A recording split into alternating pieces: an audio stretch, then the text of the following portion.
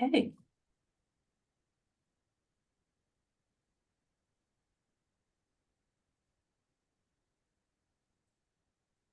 Hi, everybody. Welcome to our next installment of the Family Webinar Series, where we're going to be talking through fraternity and sorority life here at Villanova University. We're going to get started momentarily as we let people into the room. Thanks so much for joining us. We'll be back in a minute.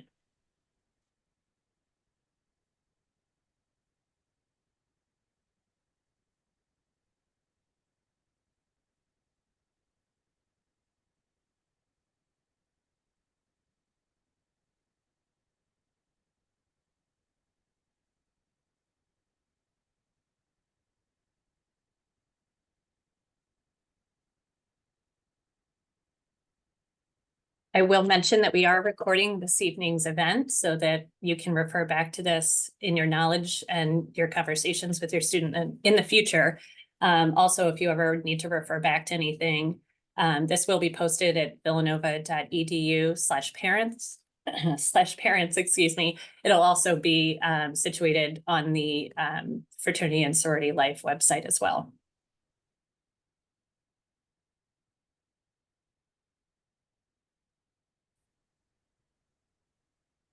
Okay, I think we've slowed down with people coming in to join us, and I think we'll get started. I want to make sure we make the most of your time as well as my colleagues' time who've joined us tonight.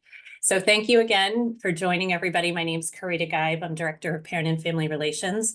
And throughout this semester, we'll be hosting these online events so that families can learn a little bit more about different aspects of Villanova University as it weaves into the lives and experiences of your students, our Wildcats. We already started the academic year with an event for our first year families. We held one last week with our Office of Education Abroad. And this week we're moving into kind of more of the fabric of campus life. And one of those aspects is fraternity and sorority life here. What we'll do tonight is we'll walk through an overview that's going to be hosted by Anthony and Jen. My colleague Sarah is also online monitoring our Q&A throughout the evening. Please feel free to drop your questions in the Q&A as they come up. We'll do our best to answer them real time. We'll also save some time at the end to answer those questions. One thing I would ask is for that public Q&A period is that if you have specific questions that pertain to your child's or your student's experience, I would love for you to direct those directly to us personally via email, rather than putting those things out into the public, just out of respect for the privacy and experience of your student. So without further ado, we're going to get started with tonight's presentation. Jen and Anthony, go ahead. And thanks so much in advance for being here with us. Awesome. Thanks, Karita. We appreciate it. Hi, y'all. My name is Anthony Siliberto, and I serve as one of our assistant directors in the Office of Fraternity and Sorority Life here at Villanova. We are so happy to have you joining us tonight for Fraternity and Sorority Life 101. I'll pass it to my co-presenter, Jen, to introduce herself. Hi, folks. My name is Jen Toomey. I am the other assistant director in the Office of Fraternity and Sorority Life. And yeah, just super grateful to be with y'all this evening and share a little bit about what our community looks like. Amazing. So to give y'all an overview of what we'll be talking about this evening, first we'll start with the Fraternity and Sorority Life, or FSL landscape here at Villanova, covering our office, what we do, our communities, and the joining processes, followed by the membership experience, some resources for y'all, and then open it up for Q&A, as Karita mentioned. So we'll jump right in with the FSL landscape. We want to first start off by sharing a little bit about our office and what we do. So we are a standalone office in the Division of Student Life. We help oversee and advise the overall fraternity and sorority life membership experience. So we help advise the students that are in leadership positions in those organizations. We provide programming. We do a lot with leadership development, health and wellness, all of those different pieces to help ensure that our students are having a robust experience. Our mission statement here is listed for you, but the summary of it is that we are hoping to help your students develop more holistically through a piece of active engagement on campus through the organizations that are recognized by our university. We want them to lean into differences, lean into learning, and hopefully develop some good leadership skills and just overall provide a healthy and balanced membership experience for them, no matter what organization or community they find themselves in. One of the pieces that is important to us too is the idea of having fraternities and sororities at a Catholic university. Oftentimes that is a question that we get. And so we want to make sure and kind of underline some of the ways that those pieces are enhanced at Villanova. As you know, Villanova has 3 different principles that guide us, right? Caritas, Unitas, and Veritas. And similarly, our fraternal organizations mirror that same kind of logic in the sense that they have values as well that they are constantly striving for. And so we hope that their fraternal experience really mirrors that experience that they're having as Villanovans as well, and that we're all finding like-minded individuals that embody those principles for us. So our office has quite a few different staff members here. There's 3 of us on the call tonight with you. So Sarah Hernandez is our director. She supervises Alice, who's our administrative assistant, Anthony, and myself. We also have a program specialist, Taylor.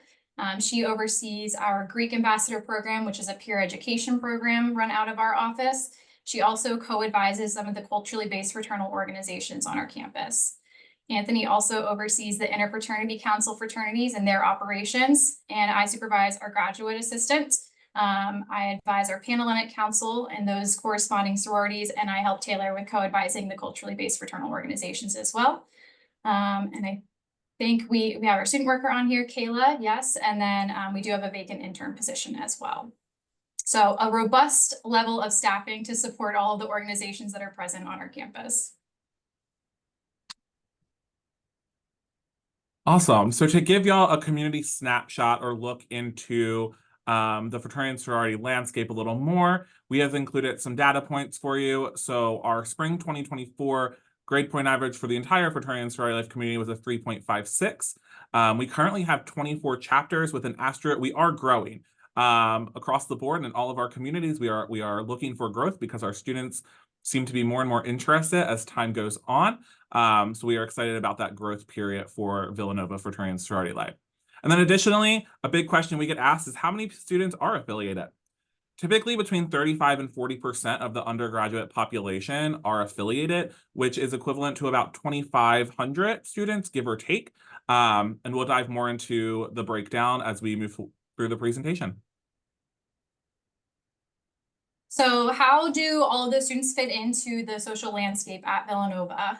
Fraternity and sorority life membership, while we believe is a great one, is also one social experience on our campus. It is not the end all be all. We shared, right, 35 to 40% are affiliated, about 31% are fraternity men, 69% are sorority women. And while that's a decent sized chunk of students, that doesn't mean that this is the only experience on campus for your student to get involved in. You'll also notice that 90% of our fraternity and sorority life members are involved in another organization outside of their own organization. So they are involved in all aspects of campus. So if they join, they will not be siloed to one singular experience. And if they opt out of joining, or if they join and they decide it's not for them, there's still a robust array of opportunities to get involved at Villanova. And so we want to make sure and emphasize that it's not a one size fits all. Our chapter sizes range quite a bit. So we've broken that down a little bit too. Our culturally based fraternal organizations, or CBFOs, is that first line. And those chapter sizes range quite a bit. We'll dig into this a little bit more why once we get into the breakdown of the communities, but typically a smaller membership experience for our campus. Our interfraternity council organizations are quite a range as well. Our smallest is around 25 and our largest this semester is close to 125. So a variety of experiences and membership opportunities there as well. And our Panhellenic organizations are all required to be about the same size. So in the fall semester right now, that's close to 190. And in the spring, it's closer to the 250 mark. But all of those organizations are approximately the same size as well. Awesome. So how we fit into the academic landscape. The fraternity and sorority life process and involvement is a co-curricular experience. We believe they learn the hard skills for their future profession in the classroom, and they're learning leadership development and the soft skills through their membership experience. We've included a breakdown of our academic disciplines by college. As of spring 2024, we had 51 majors represented in the fraternity and sorority life community. And then as you can see, the breakdown by colleges, School of Business, 28%, College of Engineering, 11%, College of Liberal Arts, 54%, and the College of Nursing, 7%. This is very much in line with how the breakdown across campus is as well, when we compare the number of students in fraternity and sorority life to the overall Villanova population. So when we think about joining, I know that's probably a common question, or one big question that folks often ask us are, what are the eligibility requirements to join? So the three primary ones are a 2.7 cumulative GPA. So that means that they cannot join without having an established GPA at Villanova, which blends into our next requirement here, that they've completed one full semester. So they need to be a degree-seeking, matriculated student and have a full semester under their belt. Our hope with this is that they've had a chance to get established at the university, that they've had time to explore what those options look like for them, so that by the time the spring comes around, they're not feeling rushed into anything. They've had an opportunity to get acclimated to the campus. They have a little bit of understanding of what the organizations do on campus. They've been able to see them operate for a semester and the events that they're doing, fundraisers, tabling events, things like that. And they have a little bit of an understanding of what that might look like for them. And then the third one is that they're in good disciplinary standing with the university. We want to make sure that they are up to par with the values-based organizations that we're offering on campus as well. And then Anthony is going to dig into some new ones that we've added this year. Yeah, so in addition to what Jen has mentioned, we are also asking students to participate in community connection conversations centered around the vector solution modules that they completed as incoming students.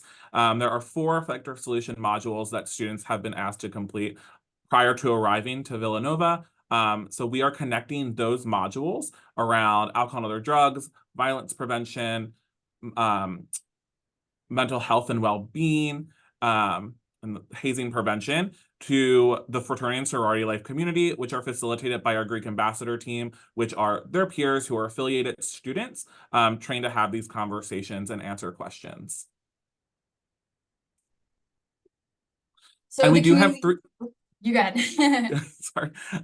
So we do have 3 communities under the fraternity and sorority life umbrella. Our culturally based fraternal organizations, or CBFOs. There are 7 organizations under that classification right now. We have our Interfraternity Council, which is 9 groups. And then we have our Panhellenic Council, which is comprised of 8 groups. Perfect. So we'll dig into those. So you'll remember on our slide where we indicated how many organizations we have, that there is an asterisk next to that 24. So you'll see an asterisk here. We'll kind of dig into that. And I also talked a little bit about our average chapter sizes. So we'll talk about those things on this slide. As Anthony mentioned, we have 7 culturally based fraternal organizations that are operational on our campus. We are in the process of reactivating Zeta Phi Beta chapter, but they're listed here on the screen as well as their nicknames. If you hear your student refer to them, that's likely the nickname that they'll use there. So we wanted to provide that for you. But 2 of our organizations, Alpha Phi Alpha Fraternity Incorporated and Kappa Alpha Psi Fraternity Incorporated, are both asterisk because they are designated as citywide chapters. So what that means is that there is one chapter that is spread out across multiple institutions in the Philadelphia area. So while there may only be one brother of that organization on this campus, making the average chapter size look small for us, it's very likely, and I would say probable, that they have brothers on other campuses that are still a part of that same chapter and providing that brotherhood experience as well. Those are our only 2 organizations that are citywide, and they're still very much a part of our community, very much embedded in our community, and they have the added benefit in some ways of building some networks outside of just the Villanova network, and have really helped kind of build a community for themselves in the broader Philadelphia area as well. So I want to talk a little bit about the joining process for these organizations and walk you through that. Our culturally based fraternal organizations, or CBFOs, don't use a communal joining process. And I want to note that because the best way for a student then to get information about how to join one of these organizations is to come talk to a staff member. Truly, any member of our staff can provide them with accurate and up-to-date information, but myself and Taylor Ritzert both co-advise our culturally based fraternity community. And so either one of us would be contact points, but truly anyone can kind of help with that. The process for joining a culturally based organization is heavily based in discretion. And so their processes are very private, very intimate. And so for that reason, there won't be public announcements about recruitment dates or anything along those lines. So that's why our staff is the best place to start. We are discrete resources. We are more than happy to share any information with your student about those processes. And we make sure and protect that privacy and discretion as well. We do not share your students' information with the organizations that they're interested in. We understand that there's a high level of privacy and want to honor and respect that for them as well. So we are safe places to come ask for that information. So that's step one, is to talk to a staff member. A question that we will likely ask them is what type of organization they're interested in. We want them to do a little bit of research and thinking about what membership experience is best for them. Within this space, it's important that a student has decided which organization they're interested in before pursuing that organization. It would be a little bit of a faux pas for a student to shop around in this regard. And so we want to take some time and help them sift through thinking about what they want out of the experience and which organization best matches those expectations. Once they've established an organization that they're interested in, we would encourage them to go and express interest. What this is not is going up to that organization and saying, hey, my name's Jen, I want to join. That would be a little bit of a faux pas, again, with that discretion piece being so significant, but we would encourage them to go to that organization's events, introduce themselves, get to know the brothers or the sisters of that organization so that they can kind of discreetly express that interest in the organization, and the members will take notice of their presence and their interest in that way. After that kind of expressing interest phase is over, if the organization is going to take new members or conduct intake, they would likely host an informational or an interest or a rush meeting. There would be some flyers hung around campus, but again, a staff member is a great person to ask if you would like to be notified when those events are taking place. We would be happy to share that information with your student. Once they attend that meeting, they'd be provided with an application. And so we'd encourage them then to submit that application. And if they're selected, they would partake in a new member education program. Again, a highly private, intimate process. And then at the end of that process, they would become an initiated member and be publicly presented to the rest of the campus community and a new member presentation. It's a lovely ritual. It's very unique to the culturally based fraternal community. But is a public reveal, a public unveiling, if you will, of their new members after they've completed their education and initiation processes. So a really special time and a momentous occasion for them.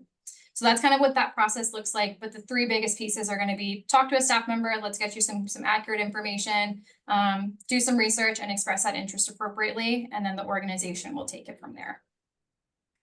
I will pass it over to Anthony to talk a little bit about IFC. Awesome. So the Interfraternity Council is comprised of 9 recognized fraternities. These are social men's groups that, as you can see, their names and nicknames referred to on the slide. They are also governed by a council, the Interfraternity Council Executive Team, which is a variety of members from affiliated organizations that help support our organization's development. Fundraising causes, leadership, all of those pieces. And happy to move to the next slide to talk about their joining processes. So the IFC joining processes, there's 2. They follow a semi-structured process. Semi-structured meaning in the fall, it tends to be more informal. We refer to that process as free agency, also known as continuous open bidding. Shockingly, continuous open bidding didn't have a nice ring to it, so I just put a sports term on it, and they fell in love with it. So we refer to the informal process for IFC as free agency. In the fall, this process is directed towards sophomores, juniors, transfers, seniors if interested, any of those students that meet the qualifications or eligibility requirements of those that could join. So our first semester, first year students are ineligible in the fall, but we do encourage them to go through the recruitment process. They just can't join in the fall. So the Interfraternity Council and our chapters will all host a variety of recruitment events for anyone to attend. Our saying is to gather information, gauge interest, and build those relationships, whether you are able to go through the fall recruitment and fall new member processes and join, or have to wait for our primary recruitment cycle in spring. Something to note about fall processes is not every chapter takes a new member class. It is solely up to the chapter if they would like to. They are encouraged to take a new member class in the fall, but again, they aren't required. noting that our spring recruitment registration opens on November 1st. Students who are interested in the fraternal experience can find out more information by visiting our website or the IFC Instagram. But we will also make announcements to students via email prior to the November 1st date so that they can get registered if they're interested in the spring recruitment process. Once again, want to emphasize that first-year students can attend events. We do not hold them back from attending events. We want them to be able to gather information, make informed decisions, and build those relationships going into our spring process, which is highly structured and kind of tailored to that 1.5 to 2 week model. Amazing. So some key dates about our spring process. Our recruitment kickoff, which is mandatory unless absence is approved, is on January 19th. We kick off that event by providing information from the council executive team, campus partners, and this year we will feature an alumni guest speaker. Recruitment registration for IFC specifically closes on January 20th. January 21st through the 29th, there will be more information to come that's more flushed out, but that will be a mix of council and chapter events that students are able to attend. January 30th is a chapter invite only event, very similar to the preference round in our Pan-Hellenic recruitment process, but it is an invitation only event for our students. And then it culminates with IFC Bid Day on January 31st. Once bid day is over, so 5 p.m., hopefully, in quotes and fingers crossed, we wrap up on time. Free agency period begins for the spring process. So groups are allowed to participate in free agency to add to their new member lists and invite others to join their processes post bid day. We do see that students do this. I would say about 50 to 60% of our chapters participate in free agency after the structured bid day process. Awesome. I will jump into our Pan-Hellenic community then. So we have 8 social women's organizations on campus, again, listed on the screen with their nicknames for you as well, since we know that college students and universities, we love nicknames and acronyms. So broken that down for you as well. And we'll talk a little bit about their joining processes too. So I don't have registration dates on here, but I'll go ahead and note those. Our registration also opens on November 1. So that's convenient. Anthony and I coordinated on that one. But our registration form does close on the last day of classes this semester, which I believe is December 12th. So we do ask that anyone who's interested in participating in that process signs up before the semester ends, because as you can see, based on these dates, that process does take place the week prior to classes starting for the spring semester. I unfortunately do not have a move-in date solidified yet, so I'm confident that that is a question for some of y'all, and unfortunately I cannot deliver just yet. The university is closed over winter break for staff and faculty as well. And our first day back to work is January 6th. And so we are not quite positive if we're going to be moving in on the 6th or kind of what that date looks like. I've been in contact with our colleagues over in Housing and Residence Life. And as soon as I know, I will let the broader community know. And it will also be noted in the registration form that your student would complete as well. So it will be communicated there, if not sooner. So I don't have a confident date yet. Don't buy your plane tickets just yet. Wait till registration is completed and we have that date solidified. But the process itself will kick off on the 7th. We also do a kickoff program that evening. And the students are separated into small groups called Rho Gamma groups. Their Rho Gamma is their recruitment counselor. So similar to an orientation counselor, they'll guide them through the week's programs and be there as a resource to offer support, answer questions, things of that nature. And we'll also provide dinner for them on that evening. So they'll eat dinner with one another and kind of build some community with the other folks that are in their small group. On the 8th, we kick off with our actual recruitment program, Sisterhood Round. It is split up over 2 days. So day 1 is done on the 8th.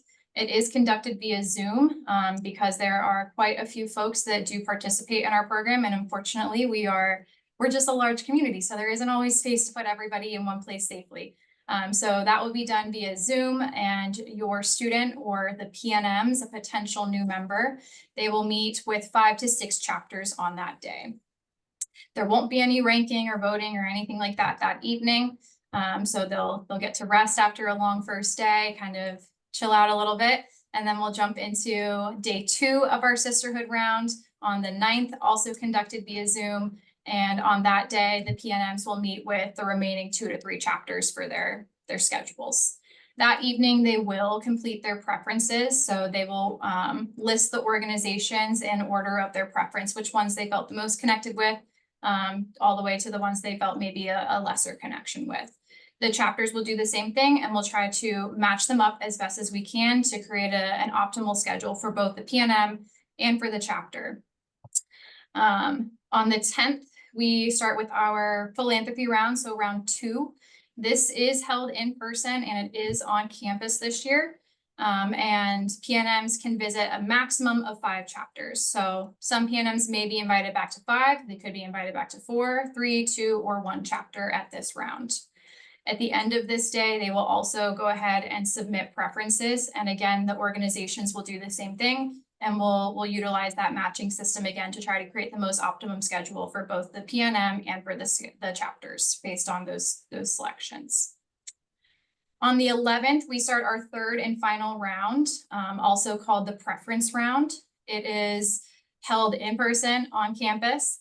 PNMs can visit a maximum of 2 chapters on this day. So they could be invited to 2, they could be invited to 1. And at the end of this round, they'll complete their MRABA, or Membership Recruitment Acceptance Binding Agreement. It's a contract between the student and the National Panhellenic Conference, who oversees all 8 of our organizations on campus. And we go through that very thoroughly with them. I promise I read it to them word for word. Anthony can vouch. He listened to a recording of me say it. I would say ballpark 30 times last year. So word for word, it is read to them. We ask if they have any questions, and the only folks that are in the room with them when they're completing that are staff members from our office to ensure that they're getting accurate information from us. At the end of that process, again, we'll match, and that's when we will make our final membership list or our bid list, and we will kick off the 12th with our bid day. So we do a group bid day program where the potential new members become new members and they find out which organization they've been extended an invitation to join. We celebrate that on Mendel Field as a whole group, and the chapters often do bid day celebrations separately. So one of our groups does a tour of Philadelphia. They go to the Rocky statue, they go to Love Park, they go get cheesesteaks from Pat and Gino's.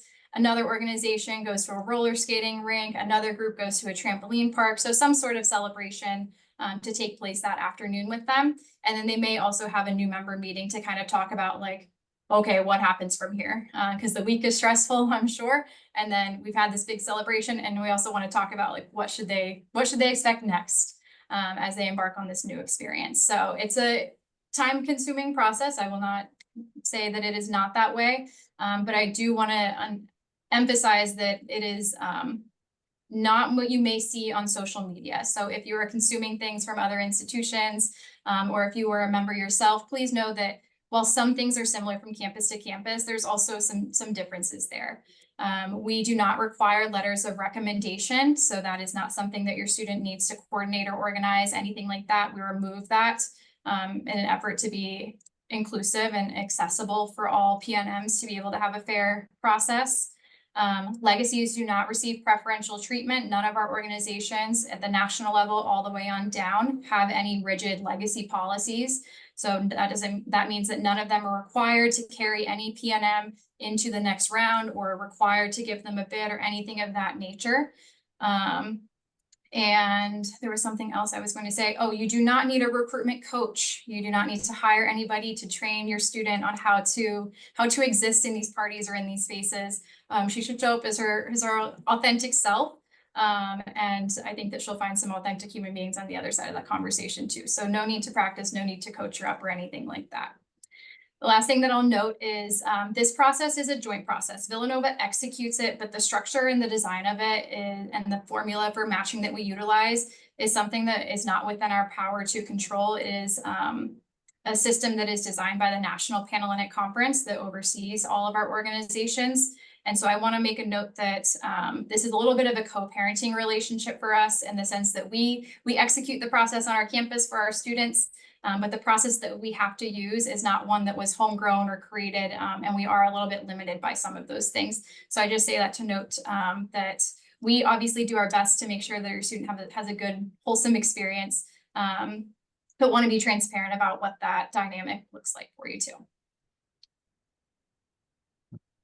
I'll pass it over to Ant for some upcoming events. Awesome. Thanks, Jen. So we want to highlight some of our upcoming events for both you and students. So this weekend, Parent and Family Weekend, we will be hosting an open house. So if you are joining us at Villanova, please feel free to stop by on Friday from 11 to 3. We are in Doherty Hall, room 108. Best way to describe it is we are right across from the wildcard office. You can't miss the wildcard office, so you can't miss us. An event for students is Meet the Greeks. It is a student involvement fair essentially for all 24 of our organizations. That is on Tuesday, October 1st from 4 to 8 p.m. If a student is unable to attend that event, they can feel free to reach out to us and we will get them connected to whoever they would like to be connected to, give them all of the information that they would like, just so they feel informed. That will be on Rowan Campus Green on campus. And then both Jen and I are hosting separate webinars for our respective communities. So the Panhellenic Recruitment 101 webinar, which will dive into all of the nuances of Panhellenic recruitment, is Wednesday, October 9th at 7 p.m. We will share information out about that in the coming weeks. And then the IFC Recruitment 101 session will be Wednesday, November 13th at 7 p.m. as well. Additionally, there are info sessions, meet and greets, things like that throughout the semester for each of our organizations, and that information can either be found on social media or our website. We try to update our website as soon as we find out information or update information, so that is 100% the best place to check back on. Cool, so we want to dig into then the membership experience. If your student does end up joining the community, what does that experience look like? Yes, so in spring of 2024, we partnered with the Piazza Center at Penn State to run the Fraternity and Sorority Experience Survey, or FSES. So here are the top 3 reasons Villanova students identified for why they joined their organizations. 1, friendships. 2, social opportunities, that's social bonding. And 3, philanthropy and service, followed by, as you can see, leadership development, career networking, a home away from home. This is very on trend with what national data also tells us. We see career networking and those pieces rising each year because students are becoming more and more in tune with what their future profession may be. How do they meet people and make connections in those fields at an earlier age? And we're seeing that for sure at Villanova with the internship process and job placement rating. So that's why our students are joining and happy to share that they are finding success in that. So sense of belonging, the Fraternity and Sorority Experience Survey also allowed us to see the sense of belonging that they are gaining from the Fraternity and Sorority experience. So 73% of participants said that they gained a sense of community by joining fraternity and sorority life. It may be within their organization or the broader fraternity and sorority life community. 88% of participants shared that their experiences are valuable and have received some form of mentorship, whether by an alumni or a peer in the organization. And 97% of our students who participated share that they had positive relationships with both people in their chapter and in the greater Villanova community as a result of being in a fraternity or sorority here. I will say the percentage of students that completed the survey was about 43% of our population, which is very good for the first time running this. So if they join, we have kind of broken out all of the things that a student may participate in through their fraternity or sorority membership. So what I'll note with this is that not all of it will be every year, and not all of it may apply depending on what type of position they take or anything along those lines.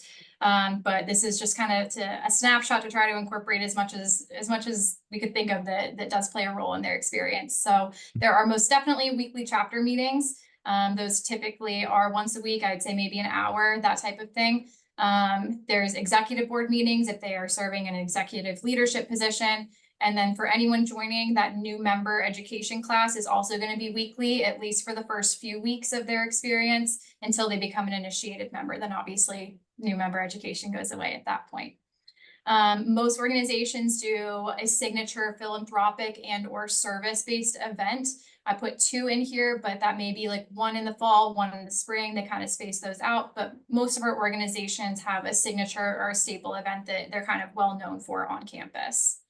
They also often do, I put XYZ week here, but you could swap in any Greek letters here. They'll do a week-long schedule of events leading up to some of those signature events. So they might be smaller tabling events or dine out days or smaller fundraisers, things like that to kind of hype the student body up as they lead up into their signature event taking place at the end of the week. Most of our organizations also participate in signature university events. So Day of Service, SPO, Nova Dance, all of those different events, our organizations are well represented in those spaces as well. This semester, our chapter presidents are enrolled in weekly intergroup dialogue classes. So that is for the first 7 weeks of the semester. But that is a new thing that we've introduced this year. So that's a piece of their time commitment. Our presidents also participate in roundtable workshops every 3 weeks where they workshop with one another and build on some leadership development skills like peer accountability, how to have challenging conversations with their peers, things of that nature. There's also meetings with their campus advisors, so people like us, as well as their organizational advisors, so volunteers that are alumni of the organizations that have dedicated their time to supporting them as well. There may also be weekly council or community meetings if they're a part of a community that does have a council, so that would be an additional time commitment. And then annual elections, transition workshops, as well as potential conferences and conventions. So most organizations do send a delegation of brothers or sisters to an annual conference or convention over the summer to network with other brothers and sisters across the country. And I would say always a very fruitful experience for them there, something we hear quite a bit about when they get back. They're very excited. And then they do all complete annual end of year reports and then semesterly academic reports for our office, and then paperwork for the time commitment just in general for a recruitment or a membership intake process, which may be held on an annual or semester basis depending on the organization. So they're doing a lot. It is a time commitment, but we also know that it is one that is contributing positively to their membership experience and to their holistic Villanova experience. And so I kind of equate it to the time commitment as taking a 5th or a 6th or whatever, however many classes your student are taking an additional class, but hopefully it's a fun class, right? It's something they're getting a lot out of. They're doing it with their peers, with their friends, and it's something that they've invested in to help better themselves and learn some additional skills like time management and delegation and accountability and all of those different pieces. So all of these elements contribute to that holistic experience for them. In terms of what our office does programming wise, we can kind of break it down into these little sections here. We do provide educational programming for them in these specific areas. So chapter operations, diversity, equity, inclusion, belonging, health and wellness, and or risk management kind of falls into that space. And then that leadership development piece as well. The service and philanthropy element was also something that our students noted as a reason why they were joining. And so there's community service opportunities. They also all have designated national philanthropic entities that they fundraise for and donate to. And then they also do some fundraising actively for themselves to help kind of offset some of the costs of their own organization too. So a wide array of service and philanthropic initiatives that they can participate there. And then the social connections piece, which was definitely the top 2 reasons there, that friendship and social opportunities. So there are programs that our office sponsors. We host a Halloween party, a Halloween kind of trunk or treat situation each fall. We also host an Easter egg hunt each spring that our organizations are highly involved in. It is a highly coveted position to be the Easter bunny at the Easter egg hunt. So that is something they get very excited about and show up for us. They also host brotherhood and sisterhood events throughout the semester. Sometimes they'll collab with another organization to do a joint sisterhood event, something of that nature. And of course, social engagements. Many of our organizations host social events in the greater Philadelphia area to kind of just spend time with one another in a social setting. So those are kind of the broad breakdown of programs that we offer in terms of our office and the individual communities too. I think we're going to jump into some resources for y'all. Yep. Cool. So I'll start with this one and then I'll pass it over to Anthony. Yeah. The first thing that we would encourage you to do when thinking about supporting your student is just to ask them questions, have conversations with your student, help them think about what they want from a membership experience, help them identify their values, and learn about why they want to join. I think that's an important question to ask your student, and to open those communication lines early so that they know that they can turn to you as a support system for this new experience, because you've expressed that interest in wanting to know more about what interests them about the organization. So ask questions, open that line of communication early, and maintain that as they go through the joining process. The second thing that we put here is just to listen and validate. The process for joining, regardless of whatever community they have interest in, may be an unfamiliar one for your student. There might be highs and lows throughout the process, and oftentimes they just need a listening ear from someone that knows them best, someone that loves them. And so really the best thing that you can do in that space is just to be there and listen and validate whatever experiences and emotions they're going through, because it's a new experience for all of us together. So making sure that they have that ear. And the third is to encourage them to advocate for themselves. We want them to champion their experience within fraternity and sorority life and ask us questions, make connections with our office, as well as their peer leaders in the fraternity and sorority life community. So asking us, connecting with us before, during, and after the process of joining is really important. We all have an open door policy with our students, including those who we refer to as potential new members, to come and ask us any questions, talk through situations, so that we can give that individualized experience. So we highly encourage them to be the owners and leaders and champions of their joining process and their experience, and come to our programs, ask questions, and really connect with both staff and their peers. In that, we want them to be informed, right? Going back to my 3 key things: gather information, gauging interest, and building relationships. We want them to feel like they are doing all 3 and have the ability to do that. Amazing. So also, we wanted to share about reporting concerns, right? Like I said, we have an open door policy here in fraternity and sorority life, so they can always come to our staff. You're welcome to also reach out to our staff for reporting concerns, questions, navigating concerns, things of that nature. We also have a plethora of campus partners that are here to support the student experience. Our Dean of Students Office and Care Committee are great resources. Title IX, our public safety department, and the residence life all work in tandem to kind of have conversations so that we are making sure that the health and well-being of our students are at the forefront of everyone's mind, and making sure that they are feeling safe and that sense of belonging in the Villanova community. There's also a lot of online options for reporting concerns. Ethics Point, I would recommend, it is the #1 for like a catch-all, right, of concerns. That gets filtered by topic to the appropriate parties so that we can take care of it from a multifaceted approach. We also have our climate concern reporting, our hazing report form that goes to the proper channels to start processes, check in on students, and walk through the step-by-steps with them. And we also have our sexual misconduct form that can be found on our website as well. We encourage people to report concerns. I always say we don't know what we don't know, so please fill us in if there are things that we should be aware of. Noting, like we shared, recognized organizations. If your student is interested in an organization that wasn't listed, that is a social organization, let us know. We just want to have a check-in conversation to make sure we're steering them in the right direction. We want them to be informed students, informed participants of Villanova. Absolutely. So Ant listed a bunch of contact information or options for reporting on that last slide. This is our contact information.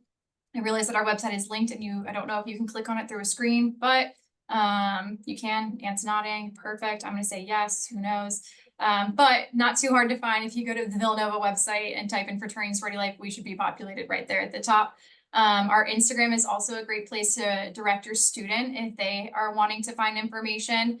I feel like usually social media is an easier way to get in contact with them. So feel free to direct them to that space as well. We're located in Doherty, right across from the wildcard office, and our email and phone number are listed on the screen as well. So happy to field some questions from y'all in those ways too throughout your students' experience at Villanova. And I think that's everything from us. Great job, guys. Yeah. I got a preview of this slide deck and I was like, there is no way they're getting through this in 45 minutes to leave me 45, Q&A, almost but on the dot. way to go. That's very well rehearsed, but packed full of information. So thank you very much. We did have a few questions come through our Q&A box. Sarah, thank you very much for answering those so quickly. But I think some of them I'd like to lift up so that others can also hear and we can get your take on some of those things too. So we'll take the next 10 minutes or so to go through those. If there are any questions that we don't get to, as a reminder, ofsl@villanova.edu is a great way to get those specific questions that may pertain directly to your student. So we'll get started. One of them, Frida, is it okay if I stop sharing screen just so I don't accidentally click on anything? Yeah, you know what? I think we could keep that up because I'm not sure what it'll show on your screen. Oh, okay, I'll keep it. Great. Yeah. So one of as a parent myself right now, budget is a really big piece of the conversation around our dinner table, as well as, our frequent FaceTimes with our children. Could you help me and some of the family members that are on the call just understand kind of from a cost perspective what they can anticipate? I think it probably fluctuates between the different organizations that we've talked about, but maybe just from a planning perspective, what are some of the things they can think about as they start these discussions? Yeah, I can start and then Anne, I'll pass it over to you for IFC. Okay, cool. Sure. For our culturally based organizations, because they require that application process, all of those fees will be outlined in that application. So I don't have a breakdown organization by organization for that community. However, the first semester is typically the most expensive one. And so we encourage students to have saved about $1,000 for that first semester dues for a culturally based organization. That's a ballpark number. It may be a little bit more expensive, but I would start with a steady foundation at that amount. However, the semester's dues following joining are much lower and consistent. They're closer to the 300 mark, and the dues are billed each semester. So I would say about $300 a semester after that first initial joining period. For our Panhellenic organizations, they do have a registration fee to join. So I want to throw that in there just to be transparent. So to register, it's $150. And that pays for their food and like resources, things like that. We use some software that is a part of the recruitment cost. So that goes to those things. It's a one-time fee. Dues also vary by chapter, but they are also communicated with the PNM or potential new member before they join in our recruitment guidebook that is sent to them. It is also linked on our websites for their review. I don't think it's up just yet because we're fine-tuning a couple things, but it should be up well before November 1. The first semester dues, again, more expensive that first semester. There are some one-time fees that they have to pay there. So I would say the first semester dues are somewhere between $600 and $800. From there, each following semester, about the same amount, but closer to the $400 to $500 range. I will note with all of our organizations, that money does not come to Villanova. So I am not personally collecting that. That is going to the national organization, as well as the chapter's local budget that they vote and establish independent from our office. So Villanova is not seeing any of that money that is managed through the organization. And do you want to talk about IFC? Sure. A lot of our IFC process with finances is echoed through Panhellenic. There is a $50 registration fee for spring recruitment. Again, that goes towards events and helping us give them a quality experience and some merch that they get. Additionally, I would say the range is $300 to $800 depending on the organization. Most of the IFC organizations nationally have a budget breakdown on their website. I say most because some don't. But that is a good way to start on what is going towards their national dues. So anything from ceremony fees, which includes initiation, to insurance, all of those pieces that the national organization collects. And then again, the local chapter sets a budget as well to help them. So the first semester is the most costly semester, but they take a scaffolding approach. So it goes from your biggest amount is your first semester, and then it kind of trickles down to senior year. We are working on putting all of those prices at least in a range form in our OFSL Flipbook, which is a live product that's on our website. So just to tie into that, just from a cost perspective too, housing for our fraternities and sororities, it's different here at Villanova. We do not have fraternity and sorority houses. So at other universities, you guys talked nicely about this, that a lot of what we see is not what happens here at Villanova. Students will choose to live together, you know, but they may be in the same CBFO, fraternity or sorority, but there's plenty of students who choose to live with a cross-section of students who are either involved in fraternity and sorority life, are not involved in fraternity and sorority life. So from a housing perspective, that's also not anything that will be included because we don't have that here at Villanova. Secondly, another good question is, I'm also kind of a numbers person. I noticed that I talked about costs and now I'm asking about some percentages. Can you guys give us a feel for how many students begin the process and who end up selecting or deciding to be in a fraternity, sorority, or CBFO? You know, and it doesn't have to be a number, but I just want to kind of get a feel for how that shakes out through the process, through even the beginning of November 1, through that bid day process and what that might look like. Sure, I can talk from the interfraternity council perspective. So we see about a 70% bid extension or invitation extension and placement rating in our spring process, and 30% either self-withdrawal or a release from the process. That number is improving as we go on. And to note and make a plug for the Interfraternity Council, we are expanding. We are adding 2 new groups to the Interfraternity Council. The first group is anticipated to start in fall of 2026 because we recognize that our students may want more options in that process.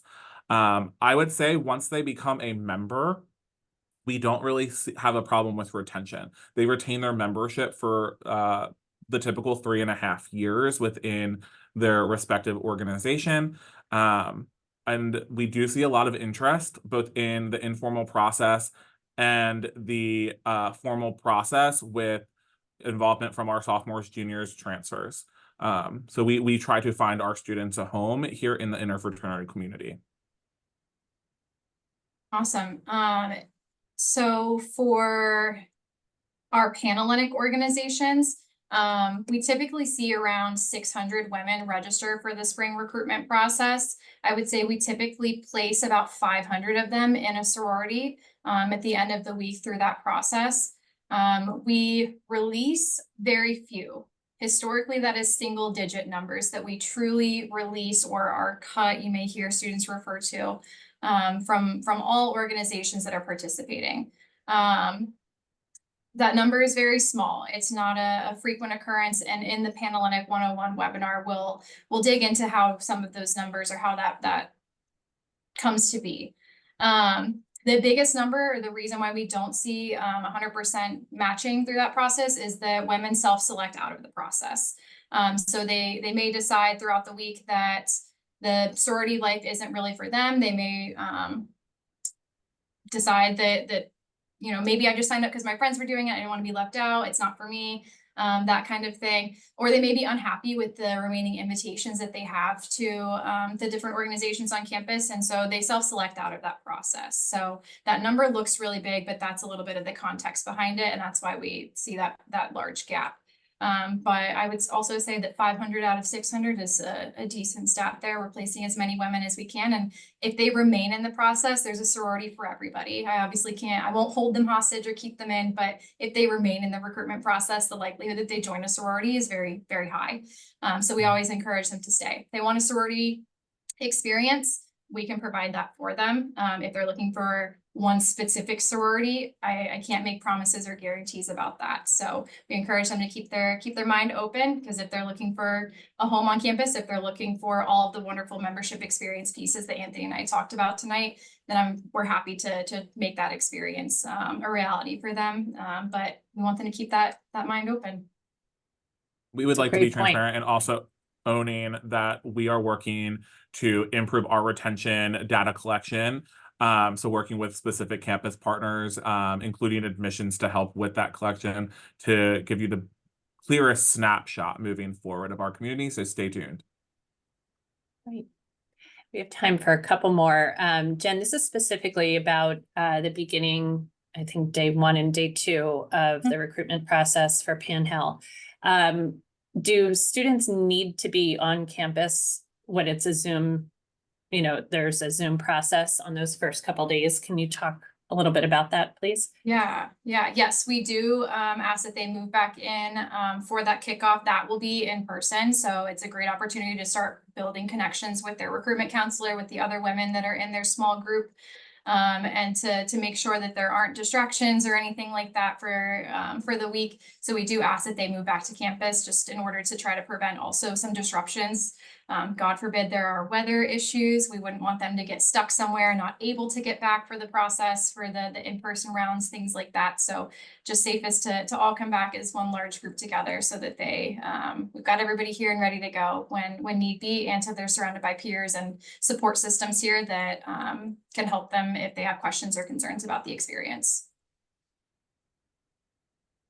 Great. And just to piggyback on that a little bit, how many of the sororities typically do the continuous open bidding or COB process, and how many members do they take?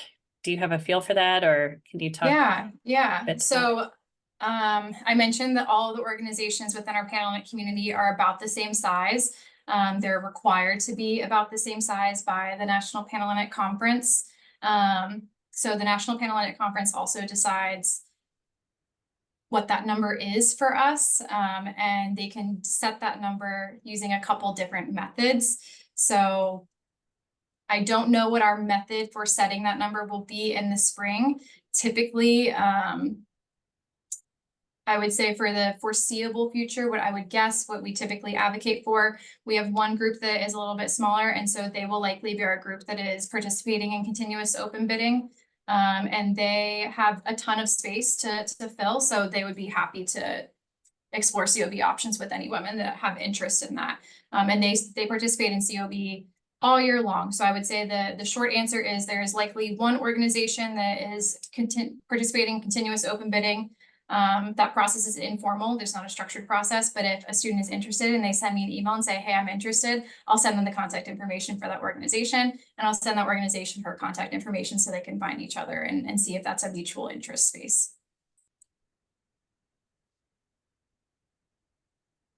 Great. Thank you very much. We have like a minute left, so I just want to drive home a couple of points. Thank you so much to our friends here this evening. This was a really helpful overview. Once again, I work here and I have children here. It's always good to hear the ins and outs of what's going on in one of the aspects of our university. Just as reminders, October 9th and November, I'm so sorry, and your 13th. November 13th. Those are two other dates where we'll have more specific, dive into some information regarding IFC and Panhandle. I would definitely, attend those again. I think some family members asked, should their students also attend this, or is that geared primarily to just to family members and guardians? That is for parents and families. There will be some in-person and or hybrid events for students on campus to talk directly with other students. They probably, I want them to talk to me, but they probably want to talk to other students. So. Right. And all of this information will be conveyed to the students as well. It's just kind of broken down into the way that students talk to one another. And like you were saying, so all of what we are hearing, we're sharing is also being shared and communicated with the fraternities, sororities, CBFOs, as well as the students that are potentially interested in joining these organizations. So I want to say thank you very much for attending this evening, everybody. It's a pleasure to see so many people caring about the involvement and the experience of their students. I know we didn't get to all of the questions this evening. We do have a report that we'll try to generate. If we can, we'll get back to you if you've reported your name. If not, I really do recommend OFSL at villanova.edu. They can get the ball rolling and help answer those questions. In the meantime, you can always also email me at parents@villanova.edu. It's been great to get to know so many family members so far. We look forward to meeting you and seeing you on campus this weekend for Family Weekend if you're able to attend. If not, hopefully again online sometime or at another event in the future. So thank you very much for attending this evening, and I hope everyone has a lovely night. Thank you.